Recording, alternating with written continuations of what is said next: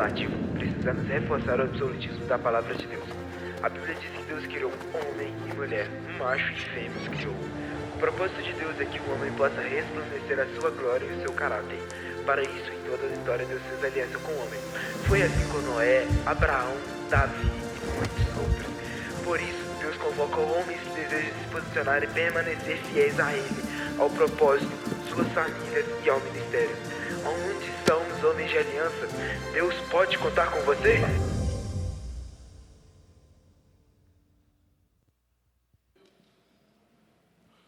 E aí, moçada?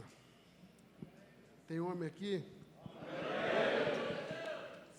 Até se você tiver com dúvida, amigo, se manifeste. Não é hora de dar mole, não, né? Aí é hora de tu dar um grito de homem. Aí o cara fala, glória a Deus. Não, tem, pô, tem! Tem homem aqui, irmão? Tem. Na hora de falar tem, o cara fica dando glória, né? Aí na hora de dar glória, ele não dá glória. Tem homem aqui, irmão? Olha, tá diminuiu não, né?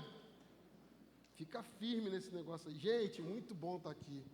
Muito bom mesmo. Quando a gente mostra, o pastor Elton mandou a foto para mim hoje, né? Era de madrugada, eu estava perturbando a vida dele. E aí ele mandou a foto de ontem. Eu falei, caramba, loucura, hein? Aí eu mostrei para uma turma lá a foto. Falou, só homem? Eu falei, só homem. Se tiver alguém que não é lá... Mas segundo o pastor Elton, só tem homem lá. Esses dias eu fui pregar no encontro de homem, aí tinha um menino, nada contra não, mas ele é bailarino. E ele estava todo de branco, cara. Então ele tinha um cabelo black todo de branco. Aí quando eu tirei a foto, falei, fazendo um story, né? Eu falei, pô, só tem homem aqui. Aí sempre tem um satanás nos status, né? Aí alguém respondeu, tem certeza, pastor? Aí eu fiquei pensando, por que ela mandou isso? Aí quando eu dei uma olhada, rapaz, eu vi, pensando bem, mas é muito bom, rapaz, é o fundo, bota bem fundo assim, isso, muito bom, ficou. Deixa eu compartilhar um texto com vocês, eu quero ler um monte de textos com vocês, na verdade eu vou ler bastante Bíblia nesse início aqui, só para poder tentar te explicar algo que está queimando no meu coração. Primeiro, Gênesis, capítulo 2, versículo 8. Se eu tivesse que dar um nome para o que a gente vai conversar aqui agora, seria posicione-se. Alguém deu um glória por isso, que bom. Capítulo 2, versículos 7 e 8. Quem achou diz amém aí. Amém. Antes que eu leia, deixa eu te falar uma coisa aqui. Pastor Elton, muito obrigado por me receber aqui. Tem coisas que às vezes alguns pregadores não fazem ideia. Graças a Deus eu tenho essa consciência desde sempre. Todas as vezes que eu vou pregar num lugar, eu vou com a consciência de que eu não estou indo pregar ali porque ali falta pregador. Eu vou por graça de Deus e favor dele de me fazer participar de uma coisa muito maior do que a gente. Eu tenho convicção que essa igreja tem pregador, o senhor é um excelente pregador, e cada árvore dá segundo a sua espécie. Então, se o senhor é bom, os bons andam com o senhor. Então, eu quero te agradecer pela oportunidade de verdade de poder ministrar aqui, viu? Era para você dar um glória dizendo, os bons andam com ele, sou eu. Vou falar de novo, os bons andam com ele. Que bom. Ó, isso aí. Eu me chamo Maxwell, eu sou pastor da Vind Church. Eu sempre faço questão de dizer de onde eu estou vindo, que talvez dá o destino para onde a gente vai. A Vind é uma igreja, uma congregação que nasceu alguns poucos anos atrás e que floresce na cidade de Belford Roxo, no Rio de Janeiro. Quem conhece Belford Roxo aqui? Quem já foi em Belford Roxo e voltou? Olha aí. Teu anjo é forte, não é verdade? Mas Belford Roxo não tem só bala perdida não, tem gente crente, tem discípulo de Jesus e tem a Vind. Então quando você for em Belford Roxo, quando você for no Rio de Janeiro, Esquece orla de Copacabana, Corcovado, Cristo Redentor. Você tem que passar na Vinde para você saber o que é bom naquela cidade.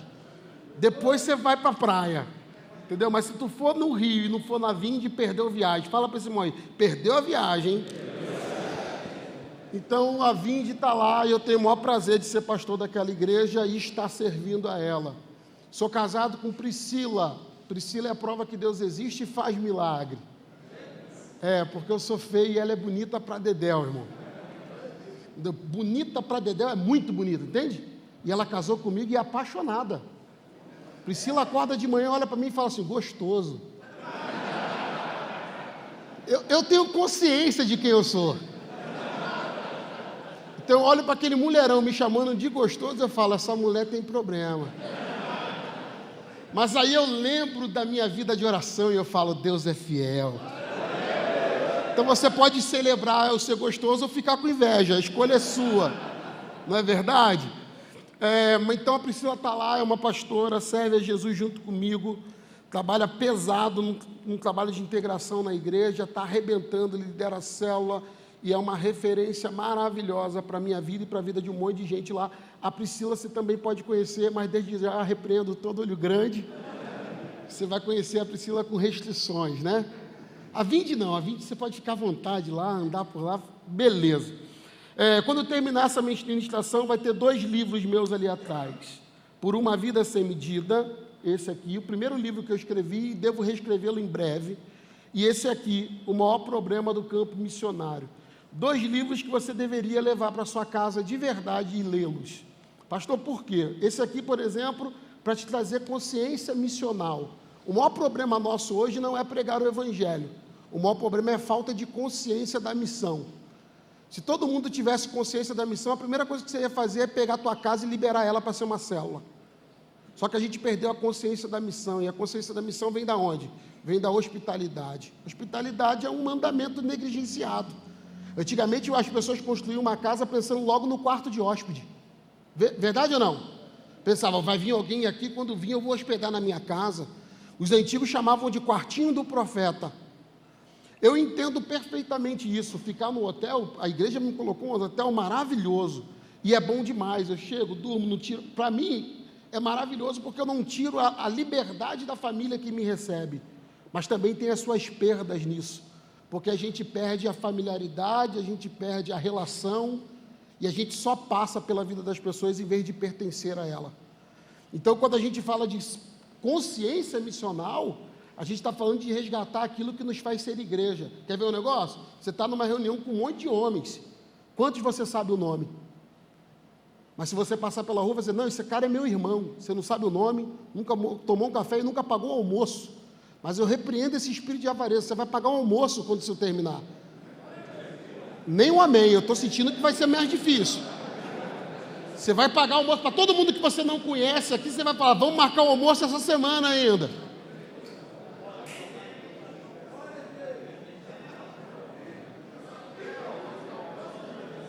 Olha para o lado e vê se esse irmão tem cara de quem paga almoço.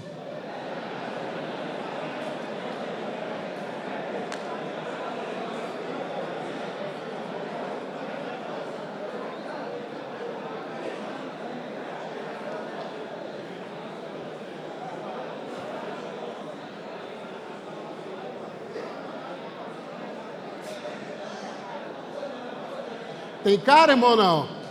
Se fosse lá na minha igreja, algum adolescente já tinha dito, vai não, vai não. E esse livro aqui é o Por uma Vida Sem Medida, é um livro sobre vida financeira, e eu vou ser sincero demais. Se tem um assunto que todo mundo deveria definir, saber com qualidade, é oferta. E isso me incomoda muito. Eu te falo por quê. Porque todo culto é uma oferta. Não há culto sem oferta. Se tem culto, tem oferta. Cantou, sou uma florzinha de Jesus, já era, alguém vai ter que ofertar. E aí você que frequenta a igreja o tempo todo, não sabe nada sobre oferta. Esses dias eu ouvi alguém dizendo, depois de uma palavra ofertória, eu não sei por que gastam tanto tempo com palavra ofertória, porque quando eu leio a Bíblia, eu não vejo Deus dando palavra de oferta para ninguém. Eu digo, é porque você só lê a Bíblia da tua conveniência, e você ignora o que está lá.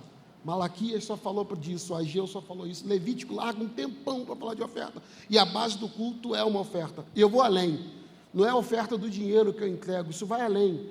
Quando Paulo fala de culto, ele vai dar a ideia do seguinte, se apresente em sacrifícios vivos, santo e agradável a Deus, que é o vosso culto racional. O que Paulo está transicionando, e aí já é a extensão daquilo que Jesus ensinou para a samaritana, dizendo que Deus procurava alguém que adorasse em espírito e em verdade, e aí a questão do local é abolida, e agora Deus vai encontrar pessoas que o adoram, que ofertam, que o cultuam. Dentro desse contexto, quando Paulo fala isso, o que Paulo estava dizendo é o seguinte, a sua vida é um culto, e você é a oferta. Você entendeu como o nível muda? Então a primeira coisa que eu tinha que fazer indo para o culto é pensar, que oferta eu vou entregar? Só que qual é o problema? O problema é o evangeliquez brasileiro que entrou na igreja brasileira, onde o cara vem para a igreja para receber. Teu culto já está totalmente comprometido. Talvez você está aqui agora dizendo, eu vim receber. Seu culto já está comprometido, você tem que virar essa chave. Culto não é lugar para receber nada, culto é lugar para dar. No reino não tem, é recebendo o que se dá. É você que espera receber vitória para fazer culto e ação de graça. Deve ser por isso que a vitória nunca chega. Na ideia bíblica, Deus falou, o cara já fazia logo um culto e dava uma oferta. Pastor, por quê? Porque a minha vitória não é quando Deus faz, a minha vitória é quando Deus libera a palavra. Então, quando esse culto terminar, esses 2 livros estarão ali. Você tem esse livro aqui, meu irmão? Então toma para você. Você pode celebrar ou ficar com inveja. Tem gente que celebra e tem gente que fica com inveja. Tem esse livro, Marquinhos? Tem não, Marquinhos?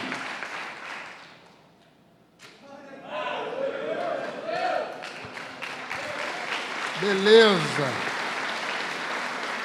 Então, quando o culto terminar, o livro vai estar lá fora. Nem sempre eu compro o livro porque quero lê-lo. Às vezes eu compro o livro porque eu entendi uma coisa que é um princípio poderoso. Que princípio é esse? Eu quero manter quem pregou no altar. Quando você compra um livro, você está sustentando alguém. Eu quero que essa palavra chegue em outro lugar. Como que eu faço isso? Eu vou sustentar esse cara fazendo só isso que ele faz. Então você pode fazer isso. Quando você estiver comprando um livro, pode dar para alguém, pode lê-lo. Eu acho que você deveria ler de verdade. Mas, de qualquer modo, não perca a chance de plantar semente em alguém e ter tua vida mudada a partir disso também. Quanto que é? Não tem quanto. É uma oferta. Você escolhe a oferta. Quando eu vendi esses livros, eu vendia todos eles por R$30. Hoje eu não botei mais valor nenhum. Tu escolhe lá, Pix, cartão, o que você quiser e paga. Única coisa que eu vou falar para você é com sinceridade aqui, você pode dar a oferta que você quiser e no valor que você quiser. Mas que Deus te pague do jeito que você fizer, que Deus faça por você. Escuta isso aqui. Que Deus faça por você do jeito que você fizer por mim. E que você receba na mesma medida que você fizer por mim. É uma macumba evangélica que costuma funcionar. Que sempre tem um miserável que vai com R$2 e diz, é o meu melhor. Eu falo, esse melhor é do inferno. Mas voltando para cá, Gênesis capítulo 2, versículos 7 e 8, quem achou, dá um amém alto de homem aí. E o Senhor Deus formou o homem do pó da terra e soprou nas suas narinas o sopro de vida. E o homem se tornou uma alma vivente. E o Senhor Deus prantou, diga prantou. Não, fala alto, prantou. Um jardim na direção leste do Éden, diga assim, no meio. E ali pôs, diga pois. Fala alto, pois. O homem que havia formado. Você crê nisso? Avança nos evangelhos, vá até o evangelho de Lucas, capítulo 11.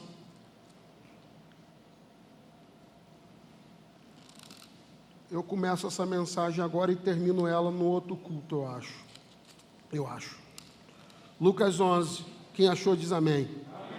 E aconteceu que ele estava orando em um certo lugar, e quando acabou, um dos seus discípulos lhe disse, Senhor, ensina-nos a pregar. Não? Senhor, ensina-nos a expulsar demônios. Senhor, nos ensina a plantar igreja. Senhor, nos ensina a liderar células. Senhor, nos ensina a casar. Senhor, nos ensina a quê? A quê? Não, fala alto. Ele lhes disse, quando orardes, dizei, Pai nosso que está nos céus, santificado seja o teu nome, venha ao teu reino, seja feita a tua vontade como no céu, assim na terra. O pão nosso de cada dia dá-nos hoje, perdoai os nossos pecados, assim como nós perdoamos a todo o que nos deve, e não nos conduz à tentação, mas livra-nos do mal. Volta para o Evangelho de Mateus, capítulo 6, a última porção que eu quero ler com você, e a partir disso, compartilharmos uma palavra aqui. Achou? Versículo 5. E quando tu orares, não seja como os hipócritas, pois eles adoram orar em pé nas sinagogas e nas esquinas das ruas para serem vistos pelos homens. Em verdade eu vos digo que eles já receberam a sua recompensa. Mas você, quando orar, entra no teu quarto, fechando a tua porta, ora a teu pai que está em secreto, e teu pai que vê em secreto te recompensará publicamente.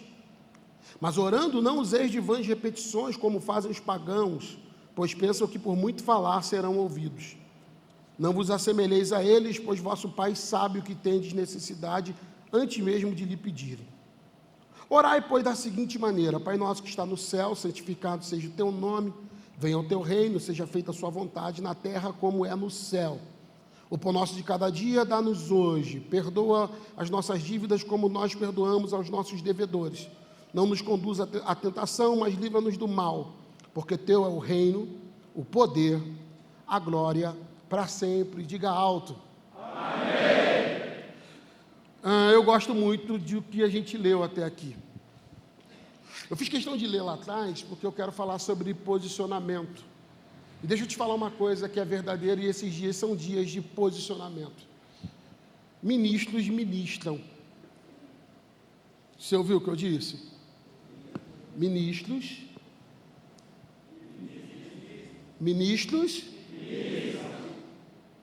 Se tem ministro, tem ministério. Se tem ministro, ministros, ministram. Se tem ministro, tem ministros. Se tem ministro, e se não tem ministro? Faz sentido? Ok. Qual é o maior desafio desse tempo, então? O maior desafio desse tempo é a gente ser profundo em um tempo onde as pessoas escolheram ser rasa. A maior maldição do meu tempo chama-se superficialidade. A gente está medindo do meio para baixo, e essa regra moral ou espiritual de profundidade em Deus, ela está muito baixa. Porque a gente se acostumou com uma vida rasa, de devoção rasa, e esse é o nosso problema. O que Deus está querendo fazer com a gente nesse tempo? Nos resgatar segredos que são da alma humana. Eu acredito de verdade nisso. Quando perguntam a Jesus sobre divórcio, as pessoas ficam muito focadas no que Jesus, na pergunta que fizeram para Jesus sobre divórcio. Mas se você olhar com calma, você vai perceber que a resposta que Jesus deu não tinha a ver com divórcio. Mas a resposta que Jesus deu era a chave para o homem desse tempo. Qual é a resposta que Jesus deu, pastor? Jesus disse para eles assim: como que era no princípio? Jesus não debate se é grego, se é hebraico, não, Jesus não fica nos originais, Jesus não perde tempo com nada do tipo. A única coisa que Jesus pergunta é como era no princípio. Por que Deus está focando no princípio? Quando a gente lê o livro de Gênesis, a gente precisa entender que não é só um livro da história bíblica sobre o início da palavra de Deus e das coisas de Deus, mas é um livro de princípios. E ele está ali para nortear para onde a gente deve ir, para que a gente nasceu. Quando ele aponta para esses homens já desfazendo suas relações e seus casamentos, abandonando seus filhos, abandonando sua casa, largando sua mulher, e ele pergunta como é que faz para divorciar, nos dá uma resposta teológica para autorizar o nosso divórcio. A única coisa que Jesus fala para esses caras é: vocês já deram uma olhada nos princípios? Você vai ser profundo o quanto tiver princípios. A sua profundidade vai ser medida pelos princípios que você tem. Ao mesmo tempo, quando você acha um homem raso, você achou um homem sem princípios. E aí a gente precisa entender que antes de pensar ou cogitar o fator casamento, filho e todas essas coisas que envolvem a vida adulta e que você está aqui sobrecarregado, num tempo difícil que é ser pai, num tempo difícil que é ser marido, num tempo difícil que é ser homem, a gente ignora a base disso tudo logo quando Deus o posiciona. Embora o posicionamento vai acarretar uma família, vai acarretar um emprego, vai acarretar uns filhos, vai acarretar responsabilidades, autoridade de dar nome, autoridade de dominar, a gente ignora o que acontece antes disso, porque quando Deus usa o verbo no plural, façamos, Deus começa a falar de posicionamento e propósito. E Deus olha para esse homem dizendo, esse homem vai ser minha imagem e semelhança. É como se Deus estivesse mapeando a criação e dissesse, quando você estiver andando pela terra e você vê um homem andando, a primeira coisa que vai te lembrar ao ver um homem, sou eu. Então quando você ver um homem, você vai me ver. Porque eu estou fazendo num propósito de ser a minha imagem e a minha semelhança. Isso aqui já abre um leque. Quando a sua família te vê, vem quem? Um pecador profundo, alguém entregue uma vida perdida ou Jesus? Porque olhando para a intencionalidade de Deus, a ideia de Deus é que quando alguém encontrasse comigo e eu abrisse a minha boca ou me relacionasse com alguém, as pessoas conseguissem ver o divino. Conseguisse encontrar a imagem e a semelhança de Deus se manifestando, só pelo fato da minha existência. Aí, eu não sei se vale a pena dar um glória, mas quando o diabo decide trair Deus e se rebeliar contra Deus, ele usa uma palavra que você tem sem fazer força. Ele diz, eu vou subir, eu vou edificar o meu trono e você serei semelhante ao Altíssimo. Tudo que o diabo quer é ser semelhante ao Altíssimo. Esse plano de rebelião é para ser semelhante ao Altíssimo. Essa ideia de plantar um trono é para ser semelhante ao Altíssimo. E deixa eu te falar uma coisa. Se você acha que o diabo não tem razão para ter raiva de você, deixa eu te falar uma razão para a qual ele vai ter raiva de você, você estando na igreja ou fora da igreja, você estando em qualquer lugar. Toda vez que ele olhar para você, ele vai te odiar. Pastor, o que é? É que Deus, quando foi fazer você, ele olhou e disse, sabe esse cara, o Zé, o João, o Francisco, o Mateus, o Marco, o Maxwell, eu vou fazer eles a minha imagem e a minha semelhança. Levanta uma mão mais alto que você puder e diga isso após mim. Diga, eu sou aquilo que o diabo queria ser, mas eu já nasci sendo imagem e semelhança do meu Criador. Isso está definido. Isso é um fato absoluto. Agora escuta, fala para esse cara que é homem que está do teu lado. Você precisa valorizar isso. Não, bota a mão no ombro, sacode ele e fala, você precisa honrar isso.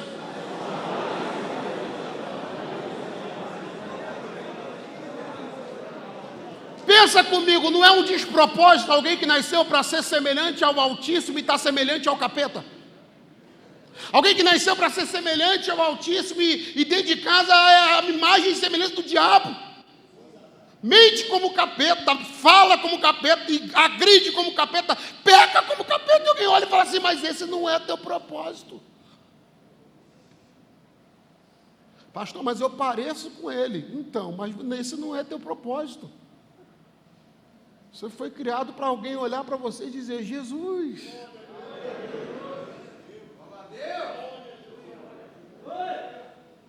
Você precisa voltar para casa e quando teus filhos virem você, falar, Jesus está aqui.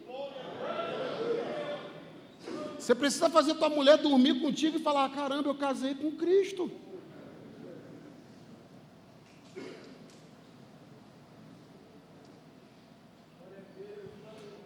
Qual é a ideia?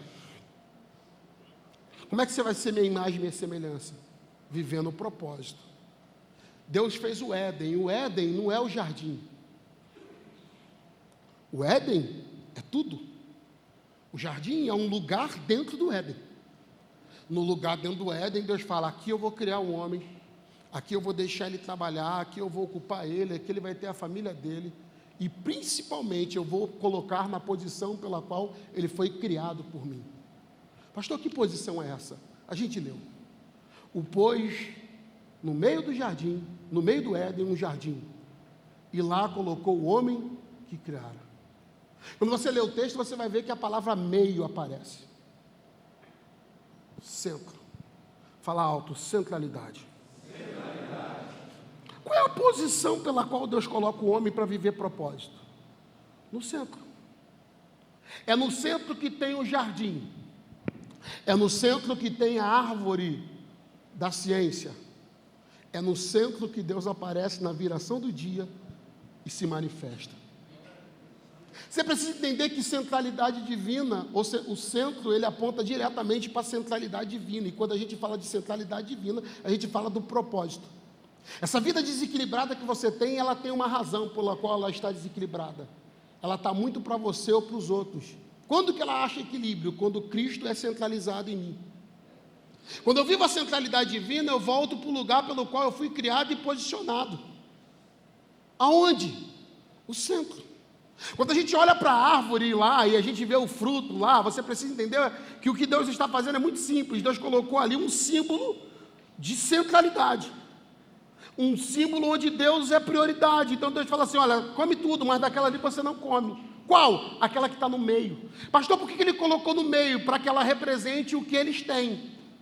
Enquanto eu for prioridade sua, enquanto eu estiver centralizado no teu coração, enquanto eu for a razão da tua vida, você viver para ser a minha imagem e minha semelhança, enquanto você viver para me representar, enquanto você obedecer esse princípio, é no paraíso que você fica, e é aqui que a gente se desenvolve. Só que tem uma palavrinha que talvez defina isso melhor para a gente. O quê? Presença. Presença. Esse meio aqui é o lugar onde a presença se manifestava, onde a presença se atuava, onde a presença acontecia. As pessoas às vezes ficam em discussão teológica para saber como que faz para alguém largar as drogas. Qual medicamento, qual tratamento, qual centro de recuperação, e tudo isso cabe em algum lugar. Mas quando a gente fala de libertação, eu sou muito sincero. E se alguém falar para mim assim, pastor, o que a gente precisa fazer para um homem largar o adultério? Eu falo, enche ele da presença. Eu não acredito em alguém cheio da presença com cabeça de adúltero. Como é que faz para alguém largar a pornografia? Enche da presença. Pastor, como é que faz para alguém largar o espírito homicida? Presença. Como é que faz para alguém largar as drogas? Presença. Como é que faz para alguém largar uma vida de pecado e abraçar só Deus? Presença. Porque entende isso, quando Deus coloca um homem no meio do jardim e se manifesta todo dia ali, Deus estava dizendo para ele, esse cara, o seguinte, presença, meu filho. E quando você estiver na minha presença, e quando você estiver posicionado na minha presença, as coisas vão acontecer. Então o casamento do Adão não me surpreende. A provisão diária não me surpreende. Uma vida sem escassez não me surpreende. Pastor, por quê? Porque esse cara está vivendo centralidade divina. Qual é o desafio de Deus, então, para o nosso tempo agora? É que a gente se reposicione. Que a gente pegue a nossa vida agora e fale, eu preciso ir para o profundo de Deus, eu preciso viver mergulhado na presença dEle. Quem lidera a célula aqui? Quando que a célula fica boa? Quando você tem vida devocional. Quando tua célula afunda? Quando você está muito ocupado para orar. Você está muito ocupado para ler a Bíblia. Mas você está estudando a carta. Igreja. Todas as vezes que eu vejo alguém na minha igreja com a vida devocional, com devoção profunda, eu vejo a vida dessa pessoa andando em tudo. Todas as vezes que eu vejo alguém caindo na pegadinha da pressa, na pegadinha da multidão, na pegadinha de se perder com alguma coisa que ocupou ele, eu vejo imediatamente essa pessoa se afundando. Pastor, por quê? Porque nós somos movidos pela presença. Você ainda está comigo? O texto que a gente lê em Lucas 11 começa a explicar isso. O texto diz que Jesus está orando. Está fazendo o quê? Orando. E os seus discípulos estão vendo orar. Eles estão vendo orar. Ele ora e eles ficam vendo ele orar. Pastor, por que eles estão vendo Jesus orar? Estão assistindo Jesus orar? Primeiro porque o jeito que Jesus ora abala toda a sua estrutura religiosa até aqui. O judeu ora. Então não é porque Jesus está orando que eles estão impactados. Qualquer um dos discípulos de Jesus, por serem religiosos como era, orava pelo menos 18 vezes por dia. É a prática de um judeu tradicional, 18 rezas por dia. Da boca deles a gente ouve eles dizerem que eles estudaram com João Batista e que João Batista os ensinou a orar. O que eles estão vendo Jesus fazer que desperta neles um desejo absurdo de logo depois dizer para Jesus: a gente precisa aprender esse negócio. Devoção. Quando a gente fala de devoção, a gente fala de amor profundo, propósito. A gente tem um monte de gente que faz lá tempo a sós com Deus, leitura da Bíblia, porque ele diz: isso aqui é muito bom. Ele aprendeu como estuda, pegou os capítulos que tem que estudar, pegou a hora que tem que ler, só tem um problema. Ele não sabe por que está fazendo isso. Ou essa chave do porquê ainda não foi construída. Porque ele ainda não entendeu o propósito. E qual é o propósito? Não é a oração que traz o poder, não é o jejum que traz o poder, não é a leitura que traz o poder, mas é um meio pelo qual eu me relaciono com o poder. Quem é o poder? O Pai. Então, quando eu falo com o Pai, eu fico mais perto do poder. Quando eu me abstenho de coisas, eu fico mais perto do poder. Quando eu estudo sobre, eu fico mais perto do poder. E isso vai manifestando o quê? A autoridade do Pai em mim. Há um desafio nesse tempo. Qual é o desafio? De que a gente não fique profundo naquilo que Deus é, e aí a gente não ministre. Qual é o chamamento que Deus está dando para a gente? Que a gente seja ministros que ministrem. Que a gente seja ministros na nossa casa, e a gente chame nossos filhos e ministremos sobre eles. Que a gente chame nossas esposas e ministremos sobre ela. Mas como que você vai ministrar se você ainda não construiu um secreto tão profundo que desague no público? O que os discípulos descobriram? Que eles eram muito bons de teoria, mas eles eram rasos quando eles olharam a profundidade de que Jesus tinha. Quando eu olho Jesus orando e os discípulos, a partir da oração de Jesus, marcando uma reunião, um gabinete para pedir Jesus, para ensiná-los a orar, eu fico constrangido. Pastor, por que o senhor fica constrangido? Eu fico constrangido porque eles veem Jesus orar e imediatamente querem ter a vida de intimidade que Jesus tem. E eu não me recordo da última vez que dobrei o joelho e alguém parou para mim e disse: como que faz para orar assim? Eu vejo gente procurando alguém que canta, e depois que canta diz: como é que faz para cantar assim? Eu vejo pessoas procurando alguém que prega uma palavra, e depois perguntando: como é que faz para pregar assim? Mas Jesus é tão profundo na sua vida de devoção, que quando ele termina de orar, tem 12 caras do lado dele dizendo: nos ensina. Agora, por favor, não se incomode comigo, mas a minha ideia não é te provocar tanto, mas escute isso: Jesus nunca ensinou seus discípulos a pregar. Jesus nunca ensinou seus discípulos a batizar pessoas. Jesus nunca ensinou seus discípulos a evangelizar.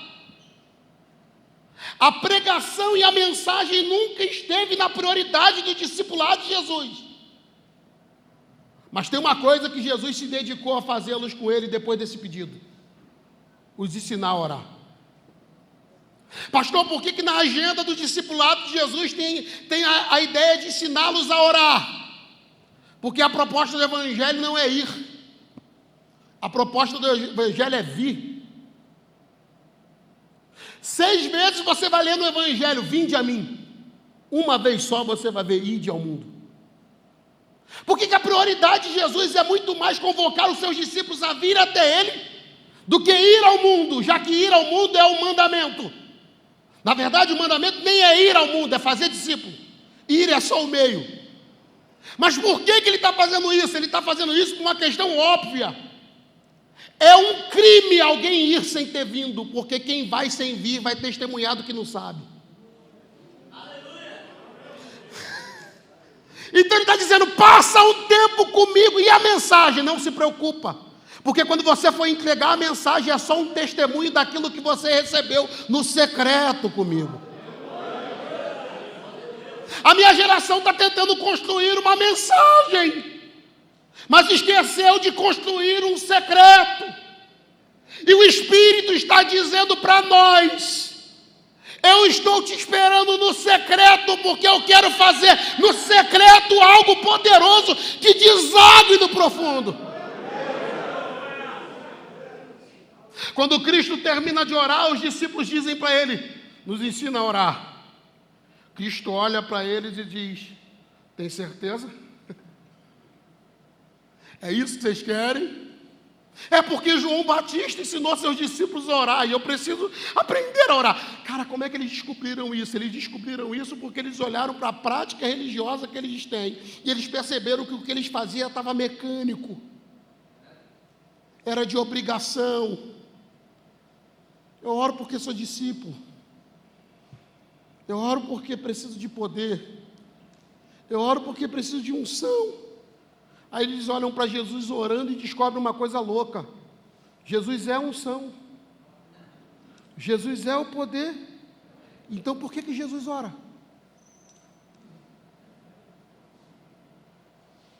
Porque Jesus quer o Pai. Jesus não quer as consequências de uma relação, Ele quer a relação. Porque Jesus sabe que tudo que Ele pode produzir no Evangelho é consequência de um tempo com o Pai. Quando essa conversa termina em Lucas 11, a gente consegue entender ela melhor lendo Mateus 6. Jesus olha para os discípulos e fala, já que vocês querem aprender a orar, eu vou matricular vocês na escola de oração, eu vou começar a ensinar para vocês princípios poderosos de ter uma vida com Deus. Porque ele sabia que uma vez tendo uma vida de intimidade e profundidade com Deus, o mundo ficaria pequeno. Então Jesus está gastando todo o seu tempo, toda a sua força e toda a sua energia para ensiná-los a ter uma relação com o Pai, para que a partir disso eles conseguissem construir alguma coisa fora. Você não está precisando de seminário nesse momento, você está precisando ser um crente de devoção. A única coisa que você vai fazer num seminário de teologia, não tendo vida devocional, é virar um escroto, um arrogante, que vai dizer para a gente, me formei. Agora, a vida de devoção vai te levar para todos os lugares que Deus quer te levar. Ela vai te fazer estudar a palavra, porque eu sou apaixonado por tudo que eu sou apaixonado, eu quero conhecer. Ela vai te fazer se envolver em tudo que tem que se envolver, porém, ela vai desaguar na consequência de uma vida com Ele. Agora escute isso. Quando Cristo começa a explicar isso para os discípulos, então ele começa uma conversa muito séria. A conversa de Jesus com os seus discípulos é, já que vocês querem aprender a orar, antes de qualquer coisa, eu tenho que ensinar duas coisas para vocês. Primeiro, vocês não podem fazer como os ímpios fazem. E eles dizem, como assim? É, porque os ímpios oram muito e acham de verdade que por repetir serão atendidos. O que Cristo estava dizendo não é persevere na vida de oração e não repita a oração nunca. O que Cristo estava dizendo é que a minha oração não pode ser ignorante. Ele estava deixando claro o seguinte, você precisa entender que quando você for falar comigo, você está falando com alguém que é real. Você está indo falar com alguém que é consciente, você precisa ter uma vida de oração racional e inteligente. Porque se a sua vida de oração não for inteligente, for ignorante, você vai ser uma samaritana no meio dos crentes. Porque a samaritana vai dizer, onde que eu adoro, aqui ou lá? E Jesus fala assim, os judeus sabem a quem oram, vocês não. Ele estava dizendo, a oração dos judeus até esse momento é inteligente, mas a sua não é. E dá para ter uma vida de oração sem saber pelo que está orando. Ele está dizendo, não é para isso que eu quero. Eu não quero que você tenha uma vida de devoção sem saber para que é. Segunda coisa, eu não quero que a oração de vocês seja uma oração hipócrita. E quando ele diz oração hipócrita, ele começa a desenhar os fariseus orando em praça pública. E ele diz, não faça isso da vida de vocês, porque os fariseus vão para o público, e lá no público eles oram, lá no público eles clamam. E deixa eu te falar uma coisa para vocês, essa oração deles é hipócrita, e já deu o galardão que eles queriam. O quê? Ser reconhecido pelas pessoas. Eu não quero que a oração de vocês seja rasa ao ponto de que as pessoas olhem para você e digam, ele é crente. Mas a gente não tem a relação nenhuma, porque isso vai ser justiça exterior, isso vai ser sepulcro caiado, isso vai ser uma coisa que todo mundo está vendo por fora, mas você vai estar vazio e oco por dentro. Não faça isso com a sua vida devocional. Isso explica dentro do evangeliquez brasileiro. Não entra na minha cabeça alguém que está num ambiente de oração, num ambiente de culto, e no meio desse ambiente de culto, a glória está tão grande, mas tão grande, que ele acha tempo para fazer uma live. Já viu isso? O poder está caindo, o pastor Elton está pregando, a glória de Deus está se manifestando, e o cara começa, forte demais.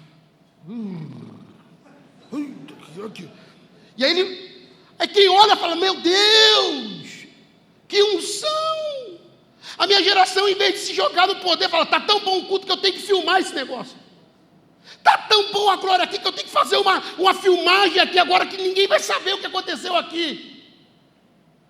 Isso é o culto que Jesus disse. Esse não, porque esse vai ser visto pelos homens, mas ele não vai ter profundidade de secreto comigo. De vez em quando eu vejo alguém na internet subir no monte, e aí subiu no monte, o cara faz a live lá dizendo, deixa teu pedido de oração aqui, porque eu vou clamar agora. Cara, subir o monte foi maravilhoso, orar maravilhoso. O que te levou a fazer uma live no monte? E aí o cara faz a live, eu não sei se em Minas acontece isso, mas no Rio, o que tem de profeta mesmo fazendo um live no monte, dizendo, deixa teu pedido de oração, porque nós vamos clamar hoje, no sábado do fogo. E o mais idiota não é esse cara, o mais idiota é a crentaiada dizendo, oração nunca é demais, né, pastor? E vai botando um nome embaixo. Cristo está olhando para isso e está dizendo, não, o teu culto não pode ser um espetáculo. O teu culto não pode ser intimidade. Deixa eu te falar de um jeito que você entende. Quem filma relações de intimidade é ator pornô, amigo. Você já se viu com a tua esposa filmando para os outros ver? Por que você quer pegar a tua intimidade e expô-la? A minha geração não tem profundidade espiritual porque ela quer expor aquilo que é do secreto. Aí a gente fala, pastor, por que não tem mistérios acontecendo no meio da gente? Porque a gente não tem mais estrutura para ter coisas no secreto. Os fariseus vão fazer uma queixa com Jesus, e a queixa deles é relevante. Eles vão dizer assim, ô Pedro, João, dá uma enquadrada no mestre de vocês, porque tudo que o mestre de vocês anda ensinando, não faz sentido, porque a gente fica aqui ouvindo ele, e ele conta umas histórias, e a gente que é doutor, não entende nada. Pedro não aguenta, multidão pressiona, né? Aí lá vai o pastor Pedro falar com o apóstolo Jesus. Ô Jesus, deixa eu falar um negócio com o senhor. Melhora o sermão aí, porque tem uma coisa estranha acontecendo na mensagem. Jesus diz, o que foi? Eu vou ser sincero para o senhor. Está aqui irmão João. Irmão João não fez nem segunda série. Trabalha na roça, acabou o culto, vem para cá. E irmão João entende tudo que o senhor prega. Mas a doideira é que os doutores da live, a turma da curtida, o pessoal que está bombando na rede social não entende nada do que o senhor fala. O que está acontecendo, Senhor? O senhor precisava facilitar, porque eles são doutores e não entendem nada que o senhor diz. Aí Cristo vai dar uma palavra para ele que eu acho maravilhosa e cabe na igreja. É mistério. Já tentou explicar mistério para ímpio? Meu irmão, a melhor palavra da gente que é pentecostal para explicar poder de Deus é a palavrinha mistério. O que esse irmão está fazendo aí rolando no chão? Ah, irmão, é mistério. O cara levantou do meu lado, do nada começou a correr. O que é isso? Então, cara, é mistério, cara. Pô, o irmão estava falando comigo na boa, daqui a pouco começou a falar uma língua estranha, meu irmão. O que é isso? Então, cara, é mistério. Agora escuta isso. Jesus não diz só que é mistério, ele fala assim para os discípulos, eu não sei se dá para dar um glória a partir disso. Mistério é só para vós e não para eles.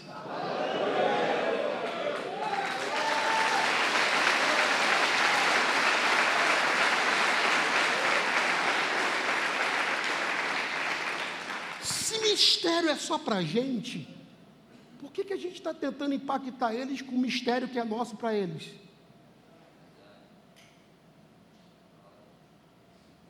Jesus olha para os discípulos e fala, você já entendeu? Sua vida devocional não pode ser um espetáculo. Você não ora para as pessoas saberem que você é de oração. Você ora para você saber que você me ama. Você não jejua para as pessoas saberem que demônios são expulsos. Você jejua porque você me ama. Você também não pode fazer ignorante. Você tem que ter conhecimento do que eu estou te ensinando. Você entendeu isso? Entendi. Agora que você já entendeu as duas coisas, faz a terceira coisa para mim. Ele disse o quê? Você vai sair daqui. Você vai entrar no teu quarto. E você vai fechar a porta. E eu e você e eu, vamos bater um papo. Pastor, o que Deus estava dizendo para esse cara? Deus estava dizendo, construa um secreto para mim. Você está pronto para essa conversa? Essa tarde Deus está te sacudindo aqui, dizendo, eu preciso devolver para casa um homem que ministra. Você não precisa dar bronca no teu filho, você precisa ministrar para ele. A mensagem mais poderosa, ela vai acontecer quando a porta da tua casa fechar. E você, como alguém na autoridade de Deus, poder entrar lá e ministrar. Só tem um problema, como é que você vai ministrar se você não tem ministério? Quando Cristo olha para esses caras e fala, construa um secreto para mim, é isso que ele está dizendo? Para alguns irmãos talvez seria, vai lá e ore no teu carro indo trabalhar. Talvez para outros seria, olha, acorda no meio da madrugada, dobra o teu joelho naquele canto da sala. Talvez para outros seria, vai lá para a calçada, perto do teu vizinho, que ninguém te incomoda e fica lá. Talvez para outros dizer, vai lá para aquele mato, onde você sabe que tem uma árvore e fica um tempo comigo. Mas a grande verdade que Jesus estava dizendo para eles é, existe um lugar onde o Pai está te esperando e você precisa construir uma vida com Ele lá. Nesses dias o que Deus está fazendo com a gente é exatamente isso. Esse culto precisa continuar quando essas portas dessa igreja se fecharem. Mas ele só vai continuar para quem conseguiu ouvir a voz de Deus dizendo, construa um lugar secreto para mim e você, onde eu possa me revelar a você. Onde eu possa falar com você. Onde eu possa confiar coisas a você. Nosso problema não é mensagem. Nosso problema é parar no lugar secreto para ouvi-las. Para muita gente, oração é falar. Porque ele nunca esteve no secreto. Porque quando você entra no secreto, você descobre algumas coisas. Uma delas é que oração nunca foi falar, mas ouvir. É impossível construir um lugar secreto e não ouvir Deus falar nele. Pastor, eu queria tanto que Deus falasse comigo. Ele está te esperando no secreto. Ele vai falar com você lá. É engraçado porque o que Jesus passa a desenrolar a partir disso é poderoso. Eles dizem, você vai entrar no teu quarto e ali você vai descobrir algumas coisas. 4 coisas de cara. Eu me lembro que quando o Espírito Santo começou a me incomodar sobre o lugar secreto e orar no secreto, eu continuava orando, eu continuava lendo Bíblia, eu tinha tempo sós com Deus, isso aqui estava muito bem resolvido. Eu estou sempre pregando, sou pastor de igreja. A rotina estava muito boa, mas eu descobri uma coisa muito louca. Eu descobri que há muito tempo eu deixei de construir um lugar para intimidade. Você é casado, você vai perceber uma coisa muito louca. Todas as vezes que a tua vida sexual estiver meio zoadinha, meio ruinzinha, uma das coisas que também está junto com isso é teu quarto. Ninguém arruma ele, roupa que lavou em cima da cama, criança dormindo na cama. Agora, quando a coisa fica boa na intimidade, a primeira coisa que as pessoas vão fazer, o casal lá, é arrumar o quarto. Bota os moleques para fora, coloca o lençol e bota o lençol melhorzinho. Melhora o quarto ou não melhora? Porque você se prepara para a intimidade. Tempo com Deus não pode ser um lugar onde eu vou porque eu decorei. Tempo com Deus tem que ser um lugar onde eu criei expectativa para estar. Deus está com saudade dessa época que você criava expectativa para estar com Ele. Quando o Espírito Santo começou a falar isso comigo, isso foi me incomodando, porque eu falei, caramba, como que eu vou ministrar se eu não estou sendo... Calma aí. Aí eu me lembro que eu acordei. Eu fui dormir com isso na cabeça e quando eu acordei de manhã, eu olhei para as minhas coisas que eu tinha para fazer. E eu falei para o céu, eu olhei para o céu e disse, Pai, 3h da tarde, eu e o Senhor, lá no meu quarto, nós dois, vai ser forte. E eu fiz um cartaz para mim mesmo, culto no quarto do Maxwell, ele e Jesus, o Pai, o Filho e o Espírito Santo, forte. Eu separei a playlist, meu violão estava cheio de poeira, eu peguei ele e falei assim, se não tiver música para cantar, eu faço uma hoje. E eu passei o dia todo na expectativa, eu disse para minha mulher, 3h da tarde, você nem chega perto do quarto, hein?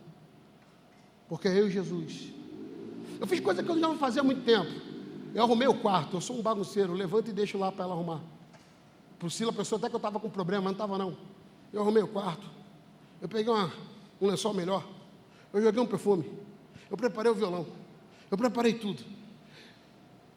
E eu passei o dia todo na expectativa, dizendo, 3h da tarde. Eu e o Pai e eu, intimidade, profundidade, devoção. Quando eu abri a porta, ele já estava lá. A primeira coisa que você vai entender quando você construir um lugar secreto é que a onipresença de Deus vai parar de ser um dogma doutrinário e vai começar a ser uma realidade vivida. Para muita gente, a onipresença é só uma teoria teológica. Deus está em todos os lugares. Deus está presente aqui. É só uma teoria teológica. Quando que ela começa a ficar real e profunda? Quando você começa a ter uma vida de intimidade profunda. O primeiro presente que você tem é que quando você chega num lugar secreto, na hora marcada com Deus, você olha lá e o clima já está ambientado, porque ele chega antes.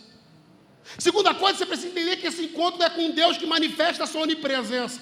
E isso fica poderoso, porque junto dessa onipresença manifesta, você precisa entender que você está indo encontrar não com o patrão, não com o chefe, não com o dono, não com o Senhor, não com o Todo-Poderoso, mas é um encontro de intimidade, é com o Pai. E quando você constrói um encontro com o Pai, a coisa muda. Por quê? Porque agora já não é cartas de favor, agora é cartas de amor. E aí quando você entra na presença, você não está com uma lista de compra para fazer pedidos. Você está dizendo, que bom que o senhor veio, vamos aproveitar a relação e vamos ficar aqui. O ambiente de oração ele é tão poderoso, mas tão poderoso, que ele vai abrir portas para coisas que nos assustam.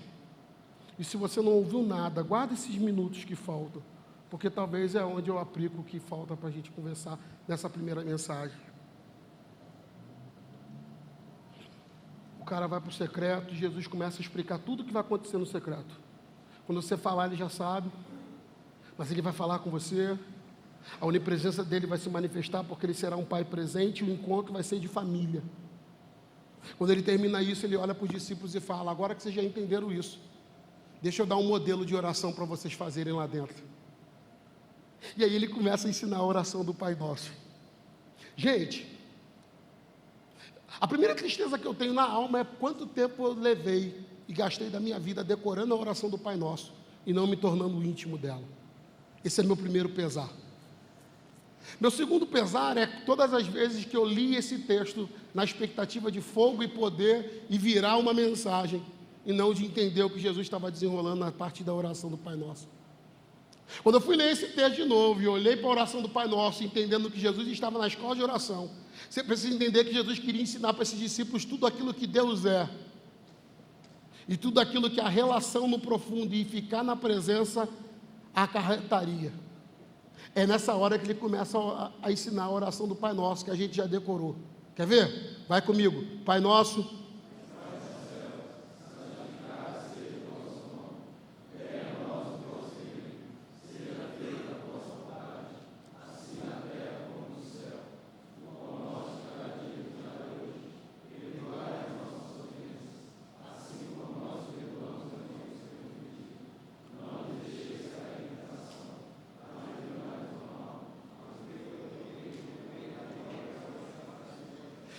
Se eu falasse para você que aqui está 14 características de um reino que jamais terá fim, você ia acreditar?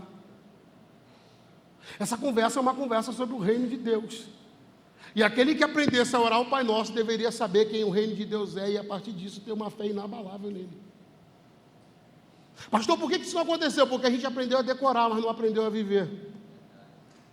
Porque eu só consigo viver isso se eu desatar e virar a chave do conhecimento.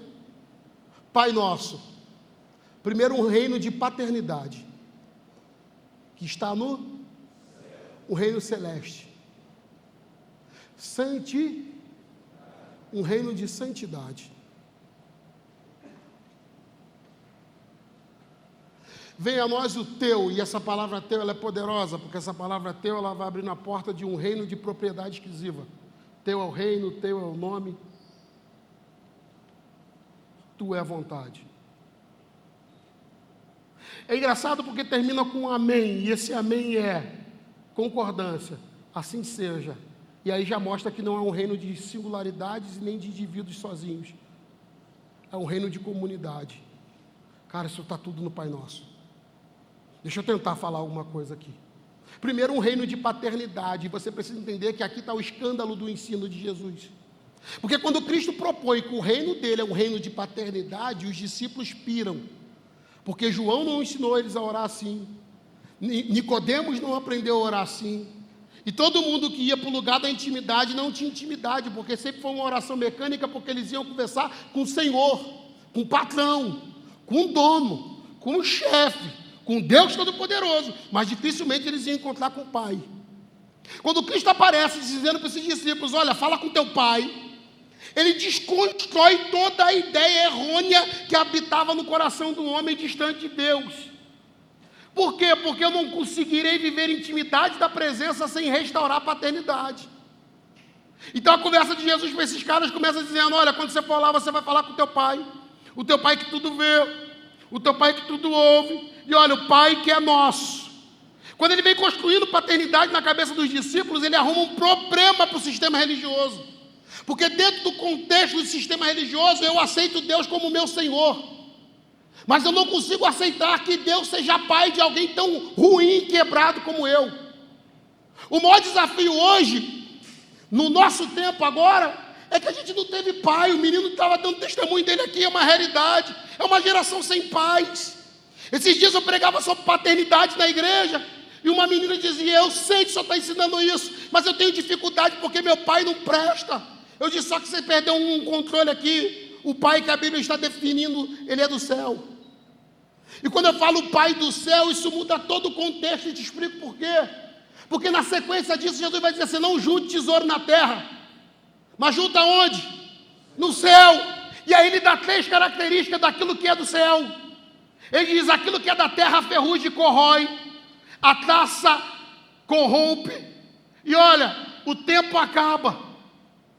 Se ele está dizendo que o que está na terra, o tempo destrói, a corrupção corrói, o ladrão rouba, ele está apontando para o céu e está dizendo assim, se o teu coração tiver num Pai que é do céu, esse Pai do céu, primeiro, ele não se corrompe. Segundo, esse Pai do céu não é roubado. Terceiro, esse Pai do céu é eterno. Se o teu morreu, esse não morre.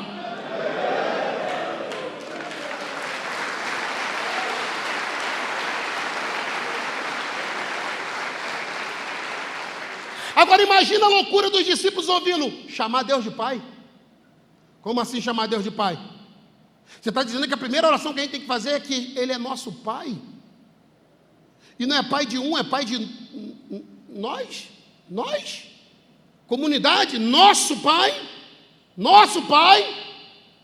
Ô Jesus, esse ensino é difícil de ouvir. Ele diz, mas é o ensino que você tem que ouvir. Porque ele continua dizendo assim, santificado é esse nome. Que nome? Você entende que o nome de Deus é santificado pelo próprio Deus? Mas por que ele está dizendo que na minha boca deve sair uma oração que glorifica o nome? E que nome que a minha oração deve glorificar? Jeová? Yahvé? Que nome, gente? Fala alto, Pai. Fala com vontade, Pai. Ele está dizendo, quando você orar e for para a intimidade, vá para glorificar esse nome. Que nome? Pai. Então ele está dizendo, consagre esse nome, Pai. Agora escuta, isso é um escândalo. Isso é loucura. Por quê? Porque o que sempre escandalizou o mundo, o sistema religioso e o inferno, foi o resgate de paternalidade. 3 coisas a gente entende de paternidade. Primeiro, paternidade é eu descobrir quem é meu pai. Paternalidade é eu descobrir os cuidados desse pai. E o perigo, paternalismo, é quando a paternalidade vira uma doença. Paternidade, para você entender paternidade, é igual o teste de DNA do ratinho.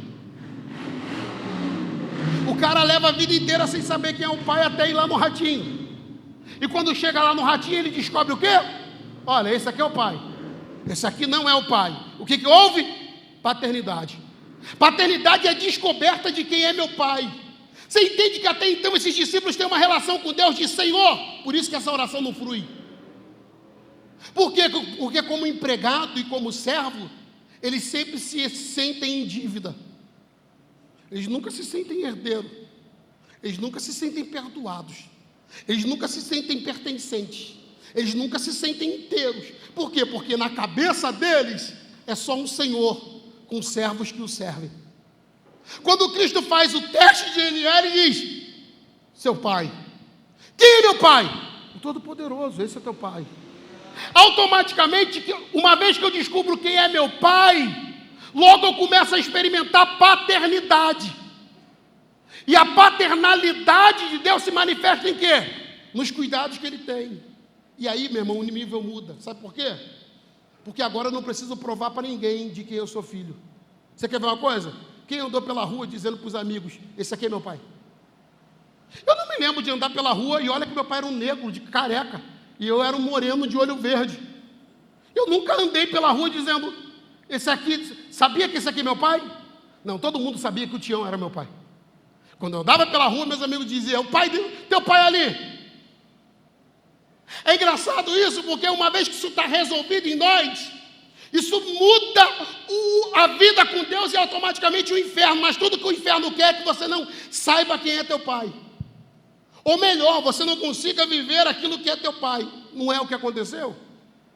Jesus está sendo batizado e quando ele termina o batismo, o próprio Deus diz: esse aí é meu filho. Esse é meu filho. Esse é meu filho.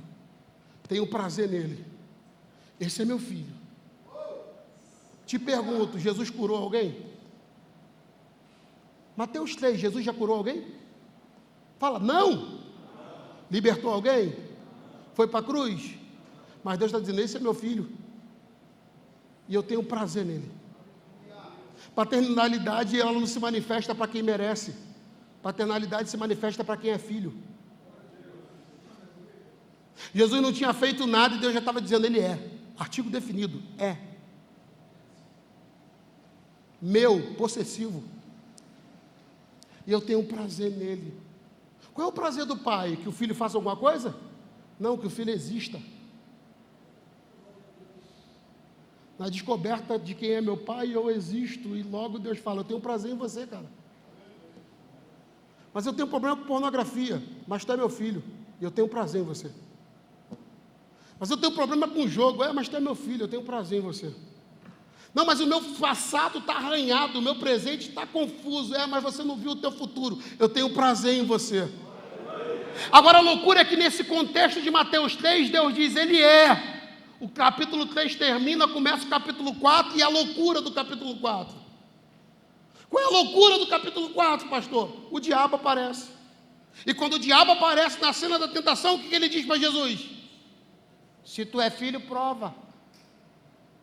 Quem não entende paternidade, quem não sabe quem é seu pai, vai dizer: vou provar.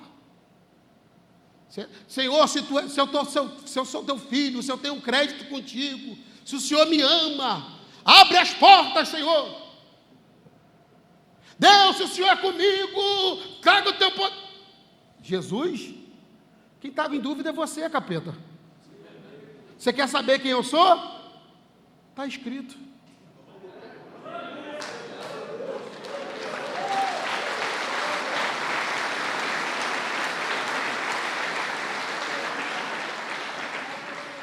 Filhos maduros olham porque o pai disse e não porque o diabo anda fazendo. Se o pai disse que eu sou filho, não tem obra do inferno que vai mudar isso. Eu sei que eu sou filho, e acabou o assunto. Por que a maior arma do diabo é tentar desconstruir paternidade da cabeça de Jesus? Porque é o único jeito de fazer Jesus cair. Como Jesus não cede, ele vai embora. Quando você tem consciência de paternalidade, você tem consciência do tamanho do cuidado de Deus. E quando você tem consciência do tamanho do cuidado de Deus, você passa a ter uma fé inabalável. Você quer ver uma coisa? Seu filho vai dormir e te pergunta se vai ter comida amanhã. Seu filho está contigo na igreja e ele pergunta se vai dormir, ou quando dá sono ele dorme e acabou. Por que ele dorme onde tiver que dormir? Eu me lembro pequeno e eu sempre fui gordinho, imagina o trabalho para minha mãe. Mas algumas vezes eu ia com a minha mãe para algum culto, tinha aquelas saídas de irmã, então às vezes eu ia para aquelas saídas longe, e eu só sei que eu ia e dormia por lá. E quando eu acordava no outro dia eu estava na minha cama. Eu nunca perguntei para minha mãe quem me trouxe para casa, mas eu nunca deixei de dormir quando o sono veio. Pastor, por quê? Porque eu sabia que a paternalidade de Deus estava se manifestando ali. Eu sabia que havia cuidado sobre mim e eu podia descansar onde tivesse que descansar. Hoje eu sei das lutas que meu pai e minha mãe teve para me criar, mas quando eu era criança eu não tinha noção disso. Eu dormia e quando eu acordava de manhã eu dizia, cadê meu pão? E acredite se quiser, eu não me lembro de um dia que meu pai disse, não tem. Dias atrás eu descobri de um padeiro que tinha perto, que ele dizia, eu vendi muito pão para o teu pai fiado, que ele me pagava 30 dias depois. Uma fase que meu pai andou desempregado, ele ia lá no padeiro, comprava o pão, levava lá em casa e ia trabalhar. Vendendo alguma coisa, capinando algum quintal, mas ele nunca deixou sobrar. E eu nunca tive problema com a fé no meu pai. Eu ia dormir sabendo, eu posso dormir porque eu estou guardado. E eu posso ir para a mesa porque vai ter pão. Quando você vê gente desesperada na igreja, fazendo campanha e mais campanha, dizendo, Deus, eu preciso de vitória, Deus, eu preciso de vitória, Deus, eu preciso de vitória, é gente que não sabe o que é paternidade. Porque quando você sabe o que é paternidade, você não vem mais aqui orar para Deus te dar vitória. Você vem orar, sabe para quê? Vim ficar um tempo contigo. Vim trocar uma ideia com o Senhor. Vim te sentir, vim te abraçar. E a vitória? A vitória eu sei que o Senhor vai dar porque eu sou teu filho. E filho é alcançado pela provisão. Filho é alcançado pelo favor.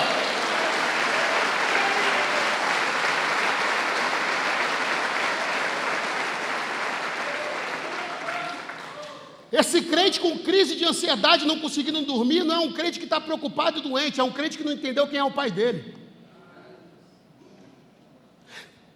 Quando você vê alguém abandonado no pecado, cheio de remorso e culpa, você precisa entender que essa pessoa só está lá porque dentro da cabeça dela não tem um pai.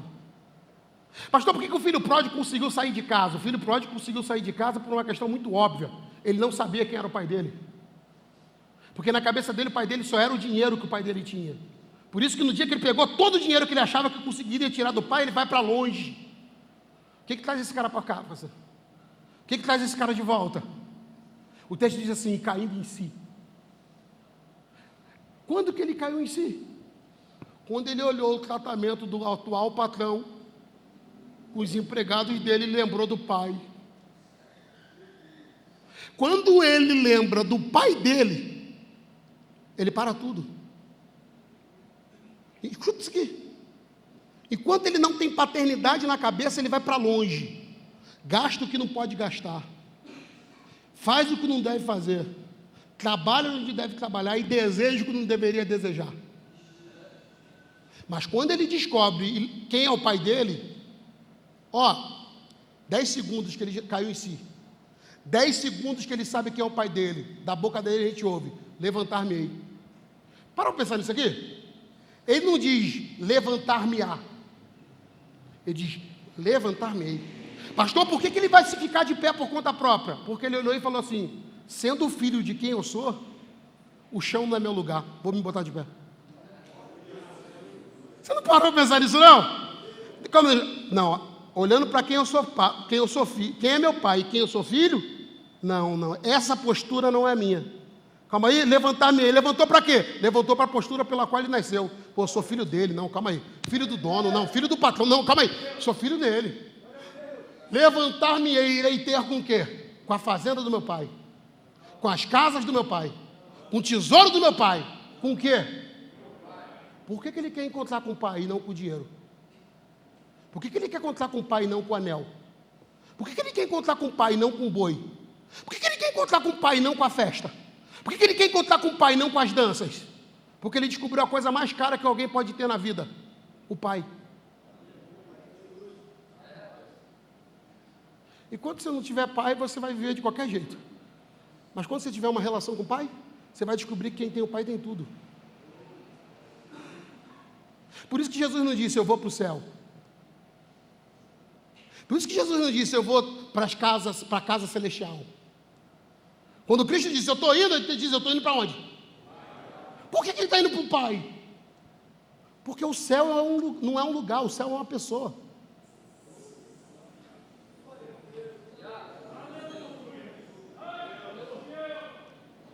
Se eu chegar no céu e te ver lá e não ver o Pai, eu já sei, nós dois estamos no inferno. Quando eu chegar no céu, eu não quero ver ninguém primeiro, eu quero saber se o Pai está lá. Porque quando eu chegar no céu, vai, e o Pai está aí? Está, então eu estou na glória. É por isso que quando Jesus vier ao voltar no final da grande tribulação, ele vem com todo mundo. Pastor, por que ele vem com todo mundo? Ele diz, aonde eu estiver, você esteja também. Por quê? Porque o céu não é um lugar, o céu é uma pessoa. Se Jesus estiver, eu estou no céu. Se Jesus não estiver, eu não estou com ele. Quer estar comigo aqui agora? Venha a nós o teu reino. Aqui na terra como é no céu. Para pensar aqui. Já se viu cheio da presença? Já se viu cheio da presença? Já se viu envolvido na glória? Já se viu chorando, nem sabendo por que está chorando? Já se viu quebrantado, nem sem saber por que está quebrantado? Mas naquele momento você olhar e dizer assim, se a vida acabasse aqui. Você não entendeu ainda não? O céu não é um lugar, o céu é uma pessoa. A presença do Espírito Santo habita em você, se manifesta em você, e você fala, eu estou no céu.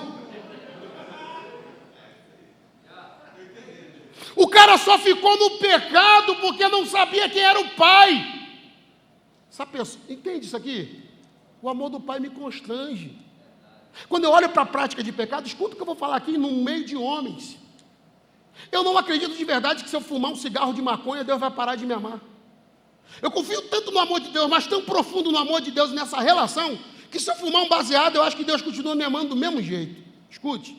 Eu não acredito de verdade que se eu trair a minha mulher com alguma outra mulher, Deus vai deixar de me amar. De verdade, eu acho que o amor dele vai ficar inabalável. Eu não acredito de verdade que qualquer outra prática de pecado que eu abraço ainda essa tarde vai fazer o amor de Deus mudar de alguma vírgula por mim. Agora escuta uma coisa muito louca. Ao conhecer o amor do Pai, quando eu olho para a maconha, eu falo, pô, cara, deve ser legal, mas pô, o Pai é melhor. Olhando para uma outra mulher, eu falo, pô, deve ser legal. Mas eu falo, não, mas o Pai é melhor. Esse cara teve que perder tudo para descobrir que ele não perdeu tudo quando gastou dinheiro, ele perdeu tudo quando perdeu o Pai. E é isso que o pecado faz você perder tudo, Deus é tudo. Se você perguntar para qualquer pessoa, meu irmão, quem tem Deus tem tudo, ele vai dizer, claro que é, então por que você está abrindo mão dele? Uma vez que ele reencontra o Pai, ele ganha anel. Uma vez que ele reencontra o Pai, ele ganha vestes novas. Uma vez que ele reencontra o Pai, ele tem sandália nova. Uma vez que ele reencontra o Pai, ele tem dança, festa e música e um lugar na casa. Pastor, o que está acontecendo? Vou te explicar uma coisa que muita gente entende Deus errado e fica batendo cabeça. Na cabeça do moleque está assim, se o pai me der uma vaga de empregado, está bom demais. E é o que o diabo planta quando alguém cai em pecado na igreja. Você perdeu o teu lugar. Você ficou para trás. Você já era. É que esse cara não sabe quem é o Pai. E vou falar uma coisa aqui de teologia invertida.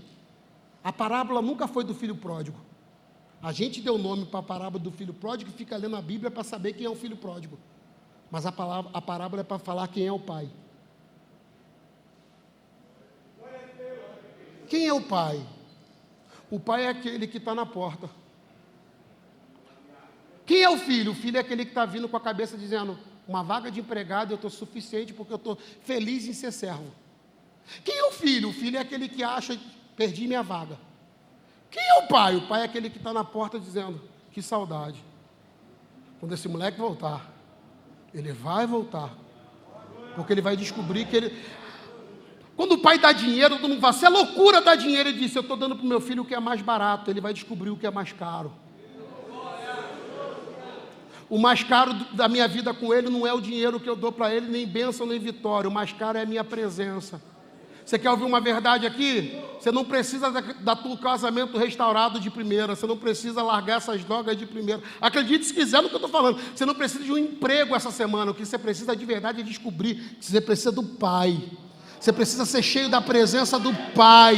E o resto vai se resolver uma vez que está no Pai. O Pai está olhando e está dizendo, você quer dinheiro, toma. Você quer vitória, toma. Mas em algum momento você vai descobrir que está comigo, está aí comigo, está em mim. É muito melhor do que qualquer outra coisa. Quando o pai olha e vê o filho voltando, quem está voltando? Quem está voltando é alguém que entendeu. A presença vale mais. Estar com o Pai vale mais. Esse cara olha e diz, meu irmão, eu ganhei ouro, eu ganhei prata, eu ganhei dinheiro, mas eu descobri uma coisa que vale mais do que dinheiro. Dinheiro acaba, saúde acaba, moral acaba, onda acaba, status acaba, mas presença é para sempre. Eu quero o Pai de volta, eu quero a presença.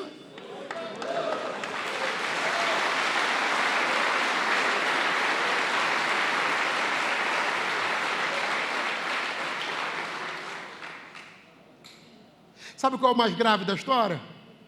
É que quando Jesus começa a ensinar os discípulos sobre paternidade, ele diz, só que se você quiser ter uma relação com o Pai, você vai ter que entender uma coisa muito séria, se você quiser viver evangelho e intimidade. O Pai é nosso. O Pai. Quando o irmão mais velho chega, ele olha para o pai e diz assim, esse teu filho, gastou dinheiro com meretriz e agora tu recebes. A cabeça do mais velho é, eu recebo o pai, mas eu não recebo o irmão. O pai só é meu, o pai não é nosso. É por isso que esses dois filhos estão perdidos. Porque se você recebe o pai, você vai ter que entender que o pai é nosso. É por isso que a palavra nosso vai se repetindo dentro da oração. Pai nosso, pão nosso, dívida nossa. Se você quiser receber o Pai, você vai ter que entender que a paternidade, a familiaridade é nossa.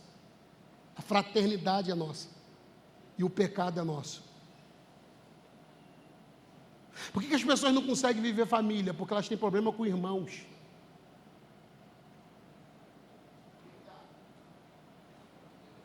A gente sempre vê alguém matando um irmão na Bíblia. A gente sempre vê um irmão traindo o outro na Bíblia. Por quê? Porque o diabo sabe que se a gente não conseguir viver aqui, a gente não vive aqui. Aceita essa relação discipuladora aqui, ela vai mudar isso aqui.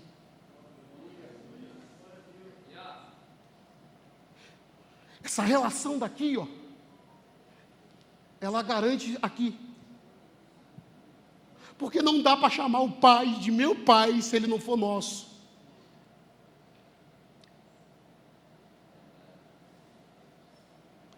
Por isso que a gente tem que lutar pela unidade. Faça mais do que um congresso, faça amigos para comer churrasco no próximo final de semana. Faça mais do que um congresso, faça amigos aqui de outro prédio, para você orar ainda essa semana. Porque o Pai tem que ser nosso. Na cabeça do irmão mais velho é um absurdo o Pai ser nosso. Mas essa parábola é sobre filhos, essa parábola é sobre o Pai. E o Pai está na porta dizendo, esse teu irmão estava perdido, mas foi achado. Entra, senta e festeja, porque a festa agora é nossa. Deus nunca vai fazer a festa para um. Deus sempre vai fazer a festa para nós. Boa parte das pessoas que estão frustradas na igreja, porque ele está dizendo, por que ele, não eu? E o pai está chamando ele para a festa, dizendo, vem para a festa do nós. Eu preciso te ensinar um princípio sobre ministração e vou parar aqui. Mas ele explica por que o nós. Esse nosso que aparece no pão é o mesmo nosso que aparece no Pai, e é o mesmo nosso que aparece na dívida. Mas termina no amém.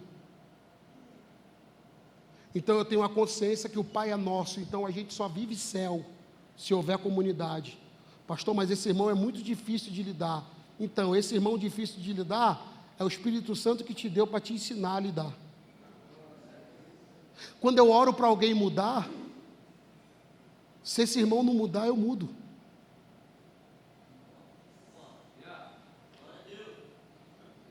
Você sabia que a maioria das pessoas não deixam de orar por falta de fé? A maioria das pessoas deixam de orar por falta de compaixão. Os maiores milagres de Jesus não foi com fé, foi com compaixão. Pastor, eu queria sentir uma fé para poder clamar por esse irmão chato e ficar crente. Não, não é fé, é compaixão. É eu pegar ele, botar dentro do coração e dizer, eu decidi amar esse cara, por mais ruim que ele seja. Em vez de você querer sair da igreja por causa de alguém, você tem que lembrar que você só está na igreja por causa de alguém.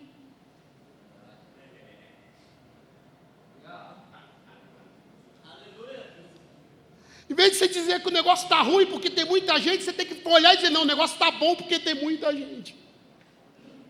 Porque o Pai é nosso, e escuta, se o Pai é nosso, o pão também tem que ser.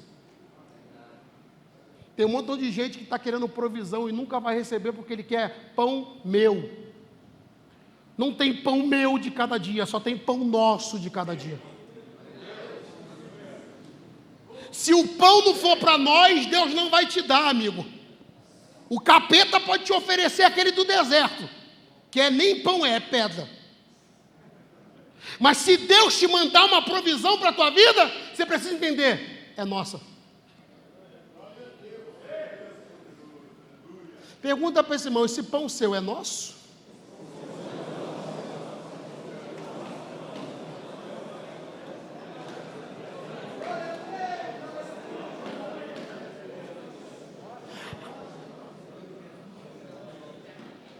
Pastor, por que Deus me dá uma mensagem? Para nós.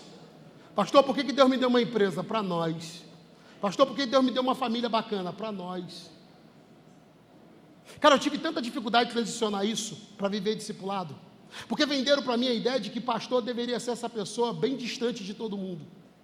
Eu fui missionário no interior. O primeiro presente que o pastor que mandou para o interior para ser missionário e de pastorear uma regional foi, eu vou botar um portãozinho aqui na casa pastoral para ninguém passar. Então tinha um portão lá que ninguém passava. Ele dizia, não dá confiança para os outros, porque se tu der confiança, esse povo vai viver na tua casa. Aí eu olho hoje para a minha vida na Vinde, irmão, na boa, e o pessoal é chato. 7 da manhã já tem alguém dizendo, pastor! Eu falo, não. Sabe aquele dia que você fala assim, hoje eu vou tirar férias, hoje é folga, só que você esqueceu de avisar a igreja toda? 10 para as 8, já tem alguém lá dizendo, vim? E aí a galera lá em casa chega na cara de pau assim, o cara chega com pão, vim tomar café, eu falei, te chamei? Outros já sabem como que abre o meu portão, embora seja eletrônico, eles descobriram. Um dia desse eu acordei, eu estou sentindo cheiro de café, falei para minha mulher, a gente tem 2 andares, a casa diz, cheiro de café, né? Ela deve ser o vizinho. Falei, mas está muito forte, eu acho que é aqui dentro. Ela disse, não tem como, a casa está fechada. Eu disse, mas eu ouvi barulho de panela. Quando eu desci, estava o Vitor lá fazendo café e dizendo, ainda pensei que vocês não iam acordar.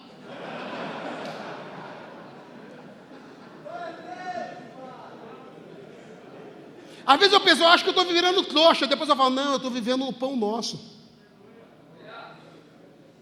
Talvez na tua igreja as pessoas pedem para pegar teu carro. Na minha eu só sei quando ele está voltando. Alguns ainda falam, tem que botar gasolina, hein?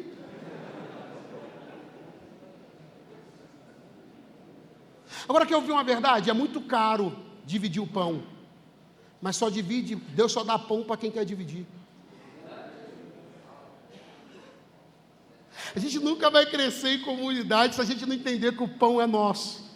E aí escuta, já reparou que Jesus pregou para os discípulos de Emaús, no caminho de Emaús, e eles não voltaram para casa? Já parou para pensar que Jesus testemunhou no caminho de Emaús e os olhos deles continuaram fechados? Pastor, quando que os olhos deles se abrem? Quando Jesus pega o pão e reparte. A igreja não vai ser conhecida pelo jeito que come, a igreja é conhecida pelo jeito que reparte. Qual é a bênção da vida do secreto? A vida do secreto tem que ser nessas 3 fases. Um quarto onde eu recebo uma mensagem do secreto. Uma mesa onde eu reparto o pão. Um mundo onde eu influencio. Então eu amo no secreto, eu sirvo na mesa e eu influencio no mundo. Mas se você não tem secreto, você não vai bancar a mesa. Porque a mesa da comunhão é abrir mão e se submeter para que o outro vá. Dificilmente você vai influenciar o mundo. Agora escuta, se você tem dificuldade de relacionamento, deixa eu te falar do terceiro nós desse texto. Nossa dívida. A dívida está no coletivo. Pastor, por quê? Porque só perdoa quem tem consciência da dívida que foi perdoada. Esses dias eu estava falando para uma irmã da igreja, uma líder de célula que eu tenho, que é maravilhosa, top, certamente serão pastores da Vinde. E aí no meio da conversa ela disse, reclamando de gente que ela está cuidando. Tem gente que é fogo. Tem gente que, pelo amor de Deus, aí eu olhei e falei, tu é maluca? Ela disse, por quê? Eu falei, minha filha, tu chegou aqui ruim demais. Você perdeu noção? Ela, eu nunca dei trabalho. Eu falei, tu é louco. Aí comecei a jogar os pecados na cara. Você não deu trabalho, você traiu teu marido, eu fui lá tirar você da casa do amante. Não, você não deu trabalho, você fez a roupa, mudou a roupa e foi morar fora de casa. Você não deu trabalho, você brigava com todo mundo na igreja. É verdade, eu dei trabalho. Falei, sem noção. Porque ela olha só para a dívida que ela está perdoando e esquece de olhar a dívida dela que foi paga. Meu irmão, você está lavado hoje, mas tu chegou aqui encardidinho. Meu irmão, você está bem hoje, dando glória a Deus, falando em mistério, mas tu era 7-1, canalha, mentiroso, ladrão, fofoqueiro. Aí agora Jesus te deu um banhozinho na palavra, e aí você olha para o irmão que está na igreja e diz, esse povo não quer nada e liderar a célula é muito trabalho.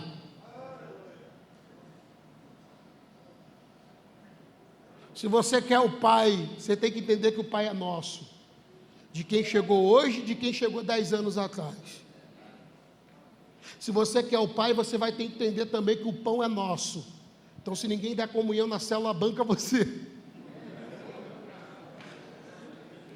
Se o irmão só chega com asa, fica dando a carne no churrasco. Mas você também vai ter que entender que a dívida também é nossa. Tua dívida é alta. Todo mundo aqui está devendo alguma coisa. Todo mundo aqui, meu irmão, endividou o negócio. E se Jesus não paga, estava todo mundo preso. Agora uma coisa poderosa que é o último nós do texto. Jesus termina a oração dizendo assim, amém. Você consegue dizer alto amém? Amém. Não, fala com vontade, amém. Amém. Eu cresci numa igreja que tudo se resolvia com amém. Então o pastor fazia reunião de ministério e dizia para os irmãos, amém? Quem que não ia dizer? Amém, amém. E passava tudo na canetada na base do amém. Reunia a igreja do meu, eu estou pensando aqui em comprar não sei o quê. Amém, irmãos, amém. Secretário, anota. Tesoureiro, assina, o povo já concordou. E nunca explicava nada, ele só dizia amém. Uma vez que disse amém, amém. Quero trocar de carro esse ano, amém? Amém. Puf. Ó, disseram amém. Já passei para a igreja, já rolou um amém. Agora, por que Cristo termina a oração do Pai Nosso falando amém? Isso me incomoda. Porque Cristo podia dizer como verbo vivo, assim será porque eu quero. Mas diz, não, quando você orar, você ora dizendo amém. Se você pegar a palavra amém, você vai entender que a palavra amém é um assim seja, que tem a ver com uma palavrinha poderosa chamada concordância. Concordo com o quê? Com aquilo que você orou antes. Teu é o reino, teu é o nome e tua é a vontade. Uma oração poderosa só é poderosa se quem estiver orando estiver rendido. Sabe por que tem um montão de gente que ora e Deus não atende? Porque ele entendeu que oração não é um lugar onde eu fico em pé. Oração é um lugar onde eu me rendo. Por isso que ele começa dizendo, teu reino. Quando vai ser a minha hora de reinar? Não tem tua hora de reinar. O rei aqui sou eu, e o meu reino é eterno. E o nome que será glorificado? Esquece o teu. É o meu. João entendeu isso. Que ele cresça. E eu diminua. E a vontade? A vontade também não é a sua. A vontade é a minha. Porque a minha é boa. A minha é perfeita. E a minha é agradável. Sua vontade é boa? Sua vontade é perfeita? Sua vontade é agradável? Nessa consciência da descoberta da paternidade, eu entendo que o reino é dele. E aí eu não fico triste porque o reino é dele, eu fico feliz. Porque o rei é meu pai. E se ele é rei... Nem um amém, amém. Então eu concordo que ele é rei. Alguém concorda que ele é rei? Então diga amém. O nome glorificado é o dele, mas tem um nome mais bonito do que pai. Ser filho é maravilhoso, mas pai... Não, o nome tem que ser glorificado é o dele mesmo. Então alguém concorda que pai seja glorificado? A vontade dele é boa, perfeita e agradável. Boa, perfeita e agradável. Boa, perfeita... Não tem o melhor não. Então eu concordo que é melhor ser a vontade dele do que a minha, porque a dele é boa, perfeita e agradável. Alguém concorda com isso? Então uma vez que eu entendi que o reino é dele, que a vontade é dele, que o nome é dele, então eu me rendo. E agora, como um filho rendido, eu digo, vem teu reino, e seja aqui na terra, como é aí no céu. Por que ele usa a palavra amém para terminar? Porque o céu se move com nós. Deus vai criando tudo, e quando ele vai criar a gente, ele diz o quê? Façamos. Nós. Quando ele termina a oração, ele diz, quando você orar, você diga amém. Concordância. Você sabe por que quando Jesus está no Getsemane orando, os discípulos de Jesus dormem? Porque a maior bênção da nossa vida dependia daqueles discípulos dormirem. Se Pedro, Tiago e João ficam acordados, a gente teria um problema. Porque Cristo estava orando, dizendo, se possível for, afasta de mim esse cálice. Pegou? E se Pedro, Tiago e João estão ali, talvez eles concordariam. E aí o Espírito botou esses caras para dormir, para ninguém concordar. E aí, como não tem ninguém para concordar, Jesus orou 3 vezes, acordou, os caras ficam acordados, gente. Se liga aqui na oração, gente. Mas como não apareceu ninguém para concordar, ele disse, todavia, seja feita a tua. A concordância ela é poderosa. Quando Deus separou a língua dos homens, é porque ele olhou e disse, não vai dar bom não, hein? Está unido demais. E se eles continuarem falando a mesma língua, isso vai dar problema lá na Torre de Babel.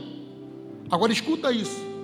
Quando o Espírito é derramado sobre a igreja, o grego, o judeu, o romano, todo mundo que está ali, começa a falar na mesma. Por quê? Porque quando o céu se estabelece, a concordância. Tua mulher está falando a mesma língua que você não? Então se encha do Espírito, porque quando você voltar em casa, sua família vai falar a mesma língua. Se coloque de pé, acha um homem aí, um homem. Se Jesus enviou de 2 em 2, eu acho que 2 em 2 cabe aqui. Encontre um homem que é capaz de ombrar com você. Um homem. Só um homem.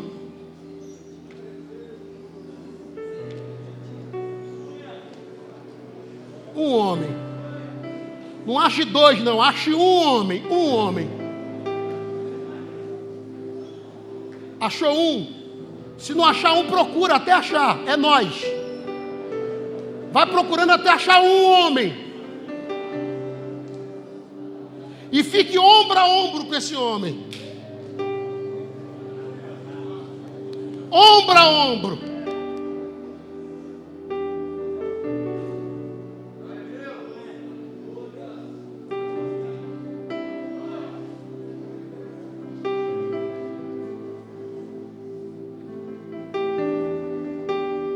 Conseguiu? Tenta ficar mais perto do ombro que você conseguir desse cara. Porque homens de verdade dão um ombro para carregar outro. O diabo disse que você estava sozinho. Deus acabou de te dar um ombro para te ajudar a carregar. A vida disse que você ia ficar fraco.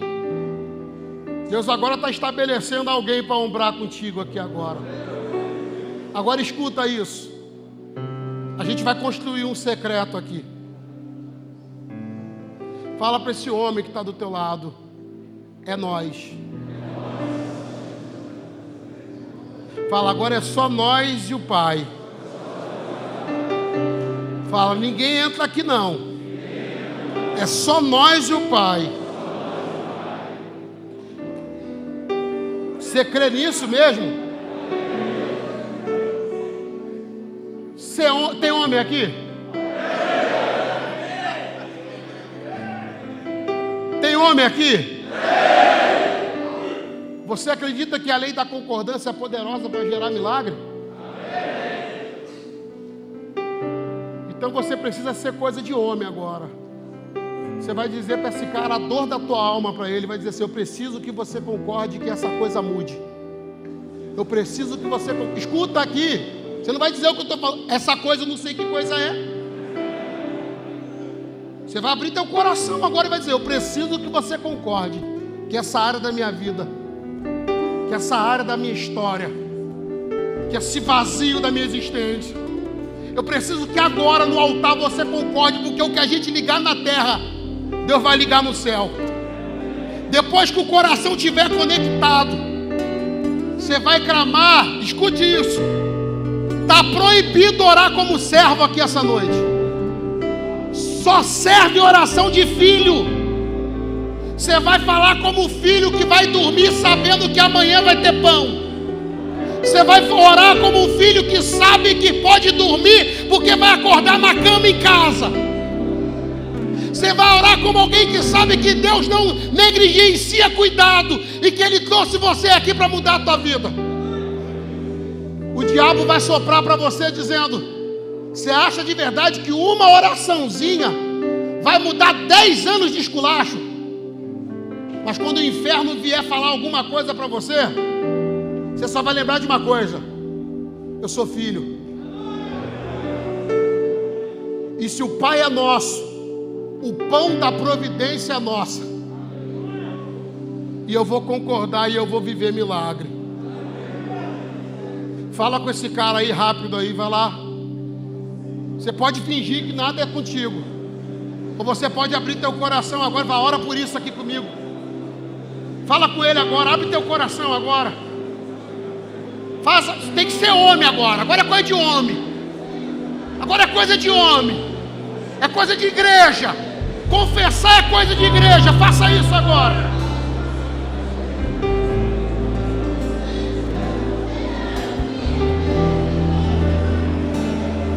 Se você já sabe, vai orando agora. Mas ore na autoridade de filho. Fala, eu concordo. Ore na autoridade de filho. Fala, eu concordo. A vida muda hoje. A história muda hoje. A trajetória muda agora. Faça isso agora. Comece a orar. É só nós. Esquece o resto. Ore agora como nunca. Clame agora como nunca. Fale com Deus como nunca. Aramacando aramá. Oremando orecando aramara. Xurecando aramá. Clame a Jesus. Clame a Ele agora. Ore. Ore. Ore!